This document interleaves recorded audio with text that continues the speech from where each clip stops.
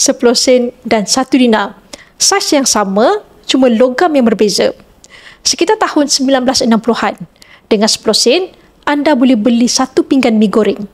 Sekarang, pada tahun 2025, anda hanya boleh beli 1 biji gula-gula. Mi goreng, harganya meningkat dari 10 sen kepada RM10 dalam masa 60 tahun. Sekitar 1,500 tahun dahulu, 1 dinar emas berat 4.25 gram boleh beli 1 hingga 2 ekor kambing.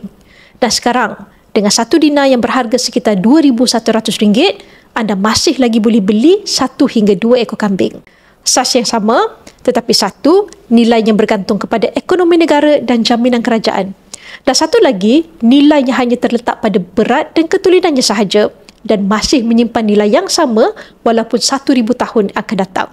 Ramai yang lupa emas ini lebih bernilai dari wang fiat dan mereka lupa emas memegang nilai kekayaan sebenar, bukannya wang.